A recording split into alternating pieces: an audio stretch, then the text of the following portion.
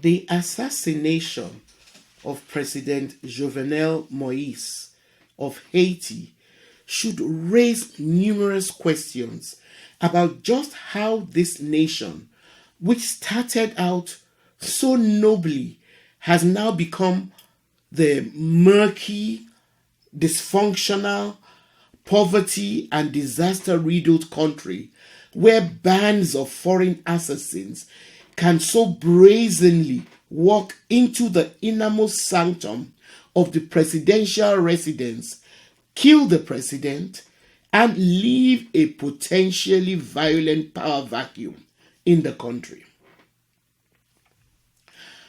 We have all come to accept Haiti as the poorest country in the Western Hemisphere, which has long been crippled by dictators and political instability. However we choose to look at it, Haiti's situation is tragic. According to Terry F. Boss, there have been 55 presidents of Haiti since 1804, when the country gained its independence. Out of these, 3 were assassinated or executed, 7 died in office, 1 actually committed suicide, and 23 were overthrown by the military or paramilitary groups. 2 of them, Henri Namphy and Jean-Bertrand Aristide, were overthrown twice. Only 9 presidents completed full terms. 31 held office for 2 years or less. In 1946 and again in 1988, a military junta ruled without a president. Nearly all presidents were either military officers or were closely affiliated with the military. Throughout Haiti's history, many presidents have attempted to become rulers for life. Every president has exploited Haiti's impoverished people and its resources for political gain or personal aggrandizement or both. There have been very few months in the history of this beautiful country when it went without a revolt, uprising, riots, political murders, or mass killings. During the 20th century, the United States compelled 5 presidents to leave office. So this history gives us some context to why the international donor community today classify Haiti as a fragile state. Because by definition, a state earns this classification when the government cannot or will not deliver basic core services to its people, especially its poor.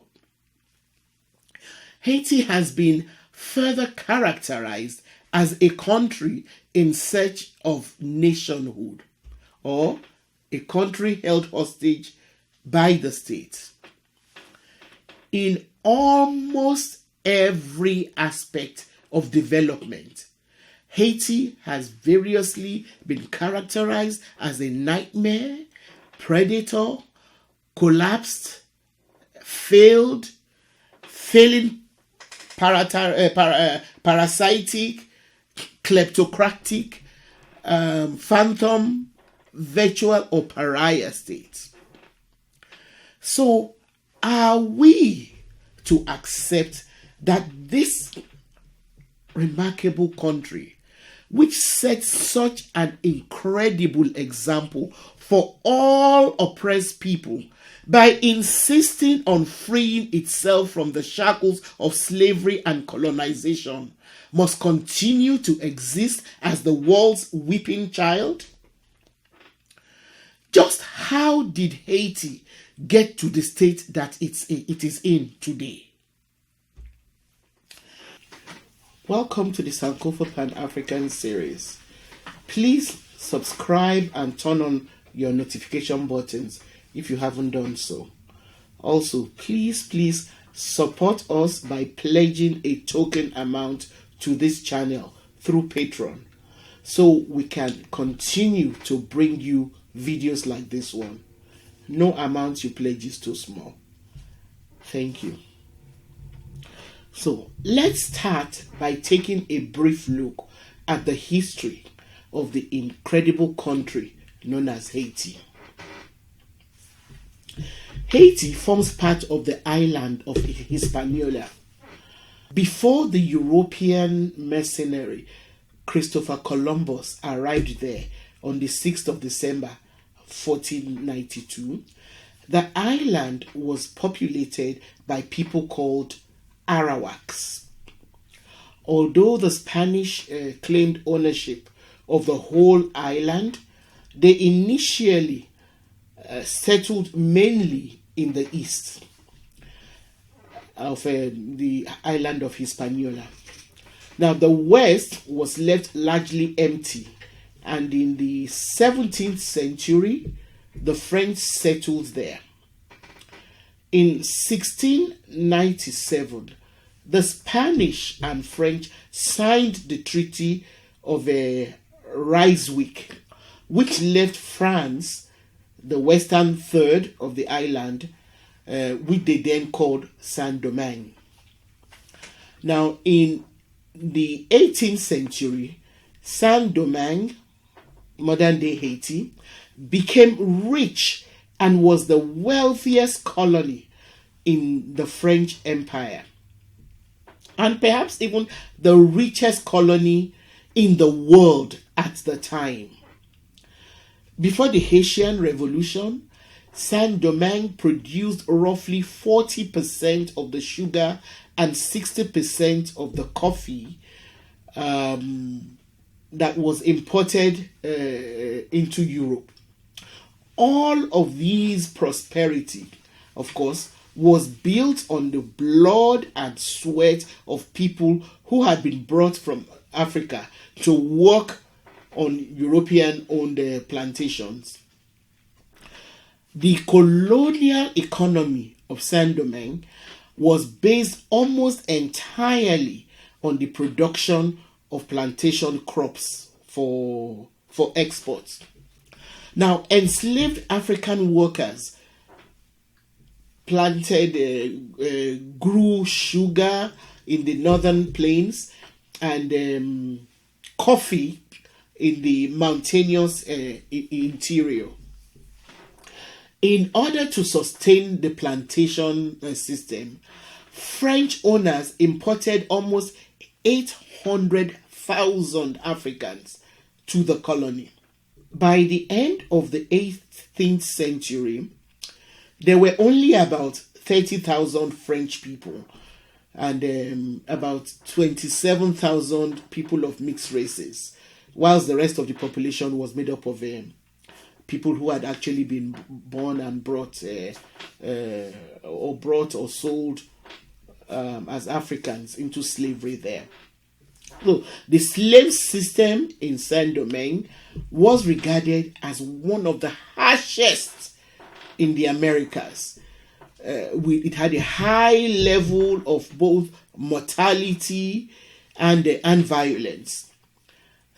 So starting around 1789, free people of color in Saint-Domingue, like Toussaint Louverture, were inspired by the French Revolution to demand freedom and equality for all, which is, after all, what the French Revolution was demanding.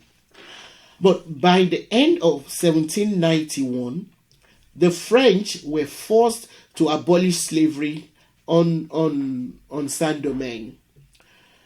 Well, since Spain, Britain, and other European countries which owned slave colonies had not yet abolished slavery, Toussaint actually believed that the French revolutionaries in France would help uphold the freedom of Saint-Domingue and help it to develop. He was, however, disappointed. Luckily, he led a rebellion which defeated the French. But as soon as the British saw that the French had been defeated in Saint-Domingue, they went all out to overtake the colony.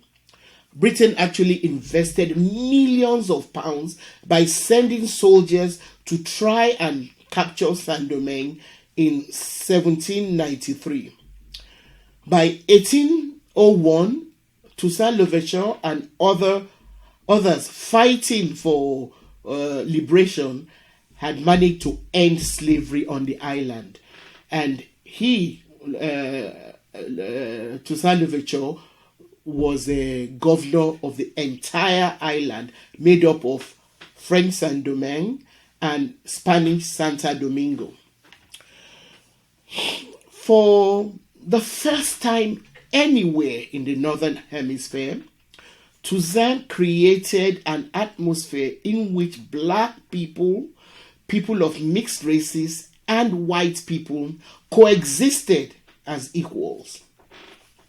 Please take the time to watch our episode on Toussaint Louverture to get more details about how Napoleon and also the British were defeated by the African slaves in Saint-Domingue.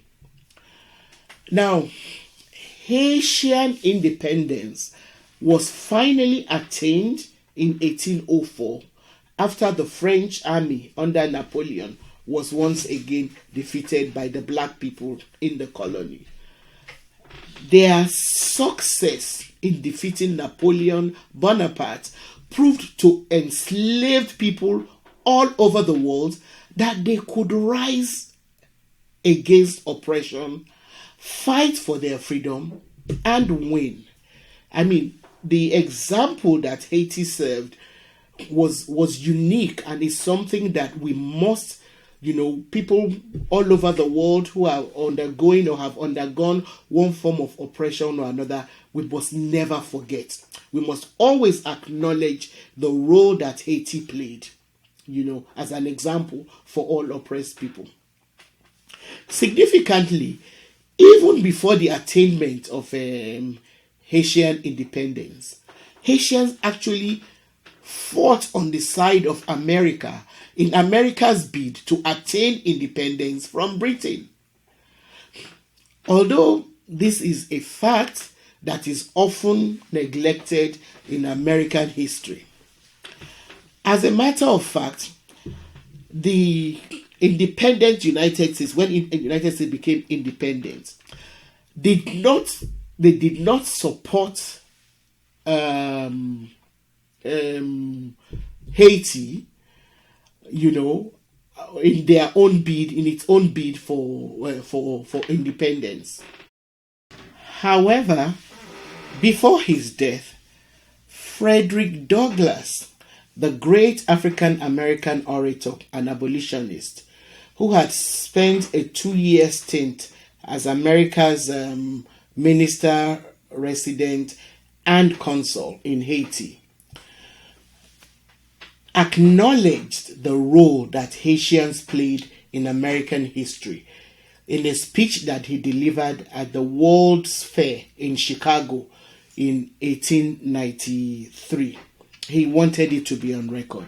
And I quote, "We should not forget that the freedom you and I enjoy today is largely due to the brave stand taken by the black sons of Haiti 90 years ago. Striking for their freedom, they struck for the freedom of every black man in the world." End of quote. One of the most notable aspects of Haitian history is that the nation is the only one to have emerged as the result of a successful slave rebellion. We must never forget that. It, however, seems that Haiti has never been forgiven for standing up against slavery, colonization, and oppression. Instead, this country, whose brave citizens served as a beacon of hope for all oppressed people, has been left stunted by one crisis after another. First, rather than support the fledgling Republic of Haiti, the slave-owning United States opted to isolate and ignore it. The U.S. government refused to formally recognize Haiti as a sovereign, independent nation until 1862. Even more devastating is the fact that France did not only refuse to recognize Haitian independence until 1825, but it also used what has been described as gunboat diplomacy to force the island nation to pay a crippling indemnity for the white colonizers' loss of property. The racist implication of this extortion by France can be best appreciated when we compare it with the Louisiana Purchase, which the US made from France. Now, the US paid France only $15 million for the purchase of the territory of Louisiana in 1803. Now, this worked out at about $18 per square mile. The same US, which should have been Haiti's natural trading partner, ally, and political protector, refused for over half a century to recognize Haiti's existence. Instead, responding to domestic pressure from the southern part of the U.S., Thomas Jefferson, who was president at the time, initiated an embargo of U.S. trade against Haiti, which lasted until 1810. His successors also exempted the country from the 1823 Monroe Doctrine, thereby turning a blind eye to France's bullying of its former colony. The US, in fact, only formally recognized the Haitian government in 1862 because of the American Civil War.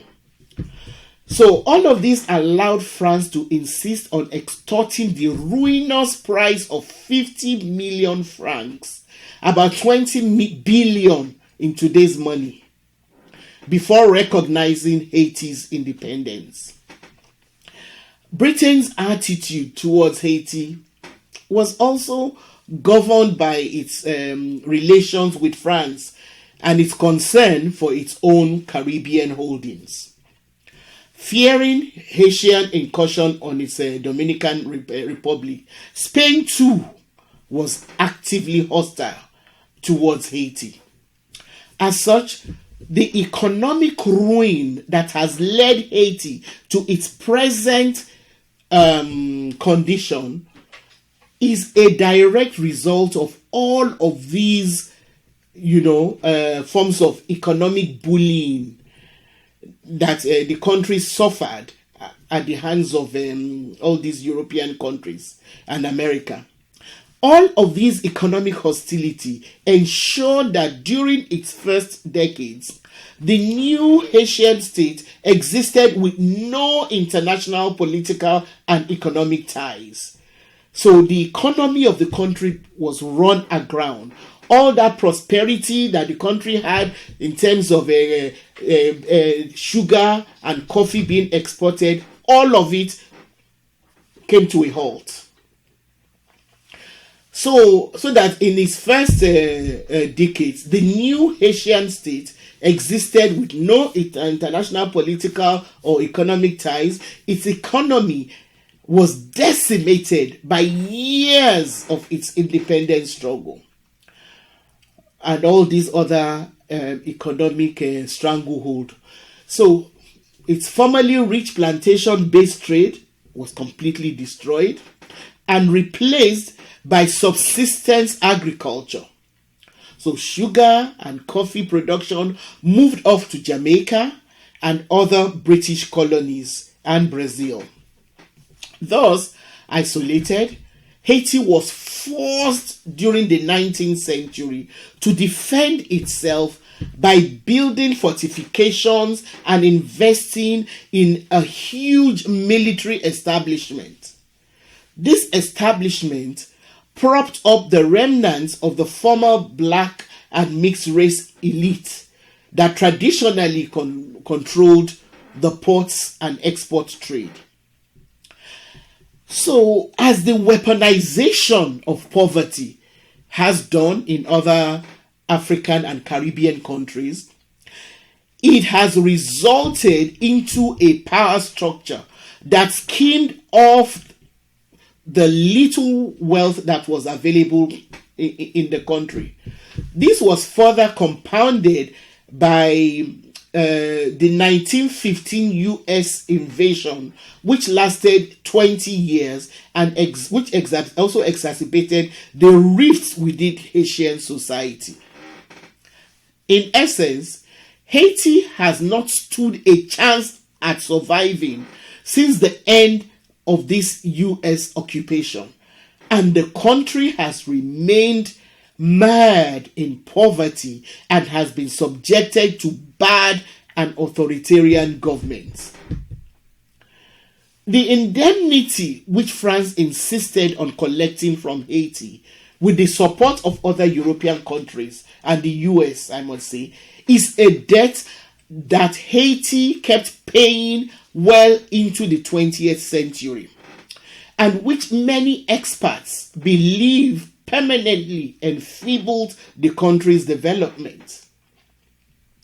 That debt and the resulting drain on the Haitian treasury are directly responsible not only for the underfunding of education in Haiti, but also for the lack of healthcare and the country's inability to develop its public infrastructure.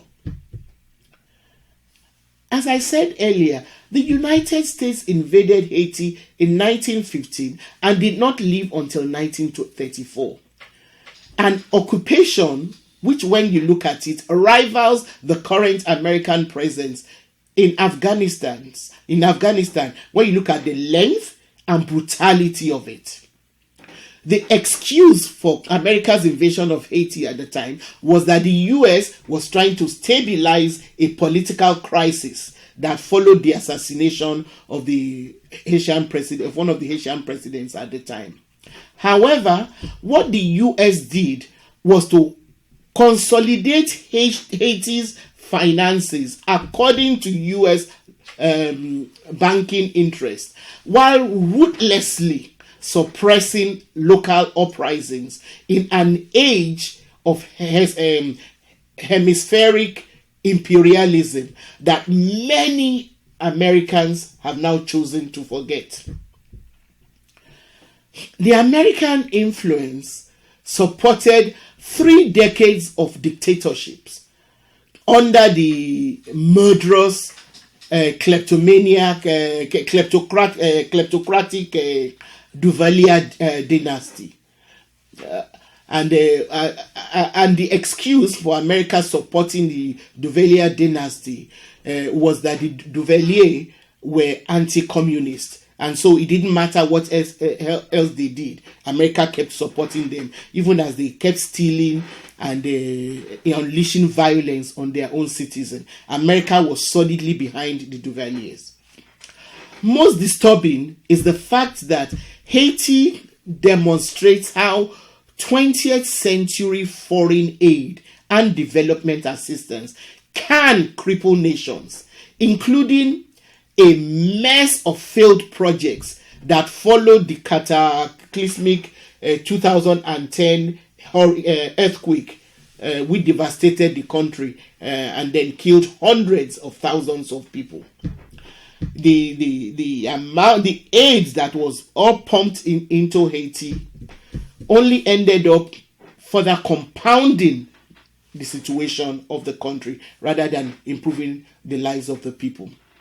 Yeah, unsurprisingly, in 2010, Bill Clinton, felt compelled to publicly apologize to Haitians for having forced the country in the 1990s to drop tariffs on U.S. agricultural imports, a move that devastated Haiti's rice cultivating farmers. Clinton admitted, and I quote, "It may have been good for some of my farmers in Arkansas, but it has not worked. I have to live every day with the consequences of the lost capacity to produce a rice crop in Haiti to feed those people because of what I did." End of quote. While this apology is a grand gesture by former President Bill Clinton, it is not nearly enough. Currently, hunger is only one of the Haitian public's concern. The assassination of Haiti's embattled president in his home by a group of gunmen is the culmination of months of steadily escalating political instability and gang violence. In a country in which poverty has been weaponized by global powers in collusion with the Haitian elite against the majority of citizens, the future remains dire. When all these are appraised in the face of coronavirus outbreak, in a country with weak health infrastructure and no access to coronavirus vaccines, the question should be, how much more blood does the rest of the world want to demand from this country? How much blood do we want this embattled country to continue to shed before we, as a world, say enough is enough?